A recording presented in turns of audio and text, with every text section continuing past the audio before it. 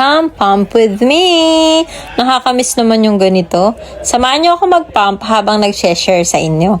May nagtatanong sa akin kung hanggang kailan ba dapat mag-pump at kailan dapat mag-stop. Kapag na-reach mo na yung goal mo, pwede nang mag-stop. Kapag okay ka na at hindi na kailangan mag-pump, pwede nang mag-stop. Depende at nasa sa inyo talaga kung kailan kayo mag-stop. Halos tumigil na ako sa pag-pump. Occasional na lang ako makapag-pump kapag sobrang kailangan na lang talaga. Ang last pump ko, last month pa, May. Hindi ako biglaan nag-stop mag-pump. Gradually dapat ang pagtigil sa pumping. Dahil kapag biglaan, masakit yon. Nagsimula ako sa 8 times pumping. After a month, nagbaba ako ng 6 to 7 times a day pumping. Sunod naman, 5 times a day na lang, then 4 times a day, naging 2 times a day na tuwing umaga at gabi na lang, hanggang sa umabot ng 1 beses na lang kada araw.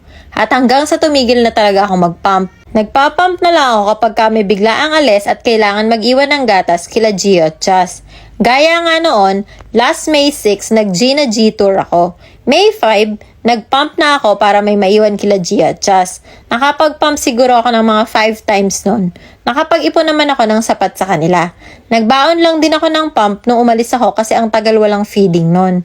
Nakakaramdam pa din naman ako ng engorgement. Pero tolerable na lang basta nag-unli latch naman sila. Hindi na yung gaya ng dati na sobrang sakit talaga na hindi kaya ng unli latch. Na kailangan pa din talagang mag-pump. Nung una, kaya rin naman ako nagpa-pump dahil kapag madaling araw, feeding time ni Diyos sa bottle siya.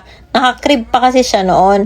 Pero nito kasi nag-co-sleeping na kami and side-lying na din kami sa pagdede kaya talagang hindi na kami nagba-bottle fed. Kaya hindi ko na talaga kailangan mag-pump. At ang pinaka-goal ko naman din kasi talaga is to breastfeed sila Gio at Chas. At na-reach ko na yon through Unli Latch. Tandem feeding pa din ako sa kanila hanggang ngayon. I-share ko na lang din sa inyo tong gamit kong pump. First time ko lang gumamit ng portable handheld electric pump. At kung tatanungin nyo ako kung maganda, kayo na yung sumagot. 1 month na yung last pump ko at first time ko lang magamit to at ang ganda ng output ko. Yubu Portable Handheld Electric Pump nga pala tong gamit ko. Sobrang affordable lang siya at ang ganda niya inside and out. 1,299 pesos lang. May kasama na siyang breast milk storage bags, may adapter na din para pwede nang mag-pump diretso sa BM bags, may charger na din na kasama, PPSU bottle kaya maganda, may cup na din para ready for storing, pero may kasama na din siyang teats para pwede na din diretso ibigay kay baby. Plus 1 sa akin dahil meron siyang dust cover. Madali lang din naman siyang i-assemble.